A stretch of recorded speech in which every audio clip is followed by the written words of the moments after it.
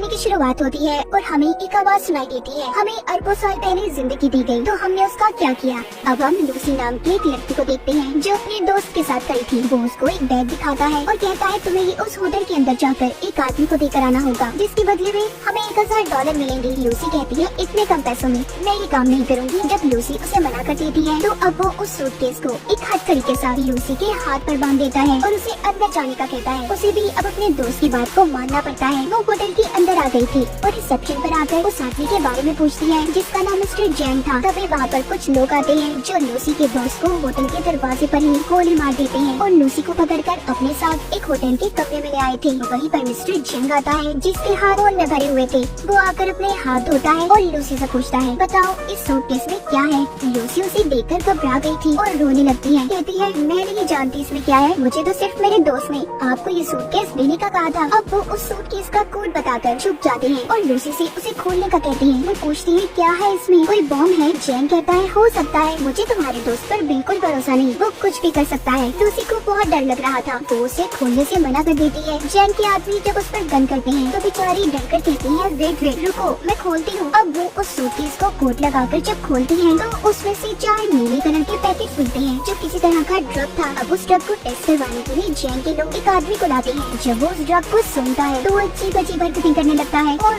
जोर जोर से हंस रहा था। जैन को साथने की बात बिल्कुल पसंद नहीं आती। वो लूसी के सामने ही उसे गोली से मार देता है। अब जैन लूसी से कहता है मैं तुम्हें एक जॉब नौकरी देना चाहता हूँ। लूसी कहती है नहीं मैं कोई जॉब नहीं करना चाहती, मुझे बस यहाँ से जाने दो। तभी जैन का एक आदमी लूसी को जोरदार मुक्का मारता है जिससे वो बेहोश हो गई थी। इसके बाद हम एक प्रोफेसर को देखते हैं जो अपने लेक्चर में सभी सुनने वाले लोगों को बता रहे थे कि जमीन पर रहने वाला हर जानवर अपने दिमाग का 3% हिस्सा ही इस्तेमाल कर पाता है, मगर इंसान इन चीजों में सबसे आगे है जो अपने दिमाग का 10% हिस्सा इस्तेमाल करता है। मगर डॉल्फिन मछली इंसानों से भी आगे है, वो अपने दिमाग का 20% हिस्सा इस्तेमाल करती है, यानी कि वो इंसानों से ज्यादा ज़हीन है। पर प्रोफेसर कहती है अगर कोई इंसान अपने दिमाग का 20% इस्तेमाल कर ले तो पूरी तरह से वो अपने जिस्म पर काबू पा सकता है। और अगर इंसान का दिमाग 40% तक काम करना शुरू कर दे तो वो सामने वाले इंसान को भी कंट्रोल में कर सकता है। वहीं पर ऑडियंस में बैठा एक लड़का पूछता है सर अगर कोई इंसान अपने दिमाग का 100% इस्तेमाल कर ले तो क्या होगा। प्रोफेसर कहते हैं इस बारे में तो मैं खुद भी नहीं जानता कि तब क्या होगा। उधर जब लूसी को होश आता है तो उसके पेट पर पट्टियां बंधी हुई थी और उसे दर्द हो रहा था। उसे लगता है शायद इन लोगों ने उसके जिस्म का कोई हिस्सा निकाल लिया है। जब वो बाहर जाने लगती है तो उधर कुछ लोग आते हैं जो उसे पकड़कर अपने साथ ले गए थे। उसे जैन के सामने ले आते हैं। लूसी वहाँ पर उनसे पूछती है कि तुमने मेरे साथ क्या किया है बताओ मुझे। तभी वहाँ पर एक डॉक्टर कहता है फिक्र नहीं करो, हमने तुम्हारे साथ ऐसा कुछ नहीं किया,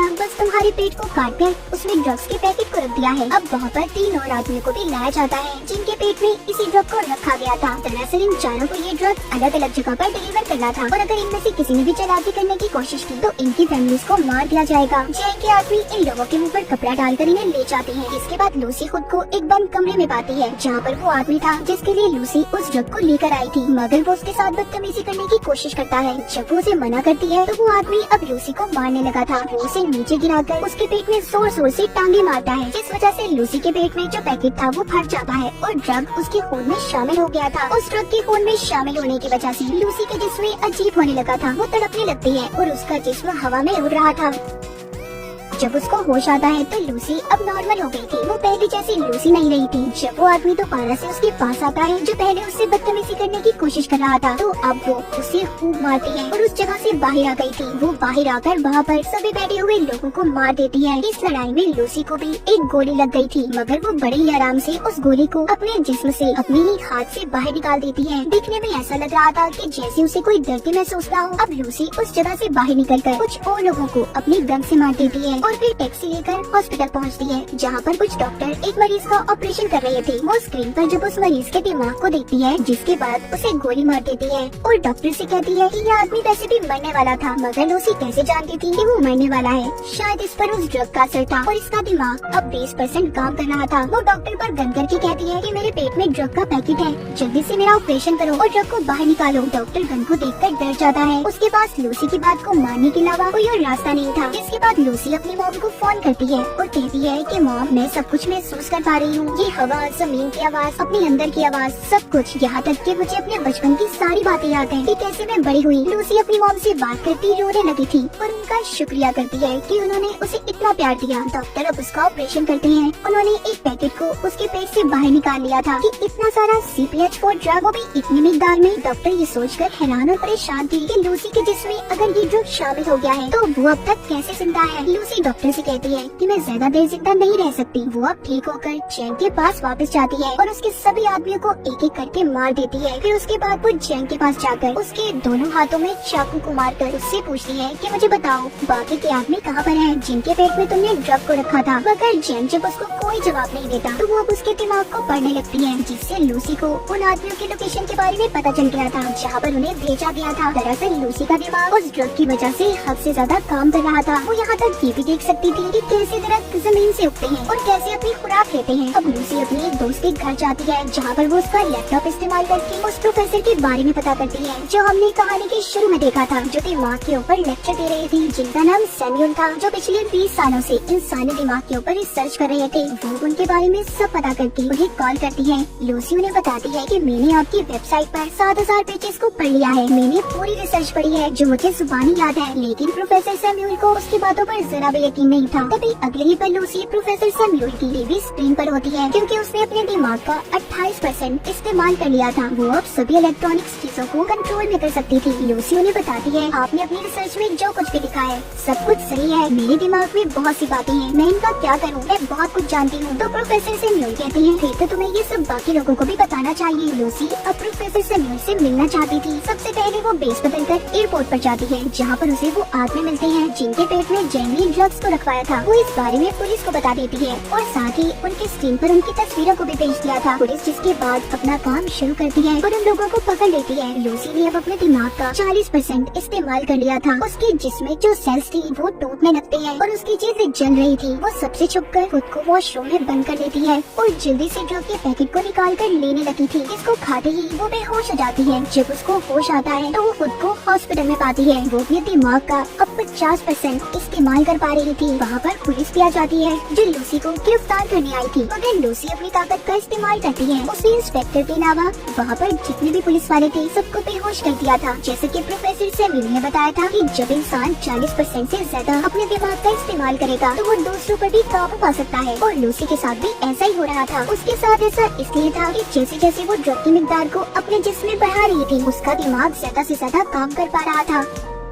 उधर वो लोग जो पकड़े गए थे उन्हें हॉस्पिटल ले जाया जाता है ताकि उनके पेट से ड्रग को निकाला जा सके। लूसी भी अब इंस्पेक्टर के साथ हॉस्पिटल में पहुंच जाती है। हम यहाँ पर देख पाते हैं कि लूसी के दिमाग की ताकत इतनी बढ़ गई थी कि अब वो सारे शहर की फोन कॉल्स को भी सुन पा रही थी। तभी उसे पता चलता है कि जैंग के लोग भी हॉस्पिटल में पहुँच गए हैं। लूसी भी अब जल्दी से हॉस्पिटल पहुँचती है। वहाँ पर जैंग के लोग पहले ही मौजूद थे जो उस पर गन तान कर खड़े हो जाते हैं। मगर लूसी के सामने वो ज्यादा देर तक टिक नहीं पाती। वो उन्हें हवा में किसी शॉपर की तरह उड़ा देती है और उनके हथियार छत पर किसी मकनातीस की तरह चिपक गए थे। वो अपने सामने आने वाले एक एक आदमी को दूर करती है जो दीवार में जाकर लगते हैं और दीवार में भी सुराख हो गए थे। लूसी अब उनसे वो बैग लेती है जिसमें ड्रग था जो इन्होंने यहाँ से डॉक्टर से लिया था। वो भी इंस्पेक्टर को अपने साथ चलने का कहती है। उसने जो इतना सब देख लिया था वो लूसी से कहता है मुझे लगता है कि तुम्हें मेरी मदद की जरूरत नहीं होगी आगे। वो उस इंस्पेक्टर के पास आती है और कहती है तुम मेरे लिए एक रिमाइंडर की तरह हो जिसे मैं हमेशा याद रखना चाहती हूँ, चलो मेरे साथ चलो। वो उसे लेकर अब प्रोफेसर सैमुअल से मिलने के लिए निकल जाती है। मगर जैंग ने उसे जाते हुए देख लिया था। वो भी अब अपने आदमियों के साथ उसका पीछा करता है। वहीं पर हम प्रोफेसर सैमुअल को देखते हैं जिन्होंने सभी उन डॉक्टर्स और प्रोफेसर को बुला लिया था जो अपनी रिसर्च में माहिर थी। वहाँ पर अब लूसी भी आ गई थी। प्रोफेसर सैमुअल सबको लूसी से मिलवाते हैं। सभी मिलकर काफी हैरान थे। मगर एक प्रोफेसर को लूसी पर शक था। वो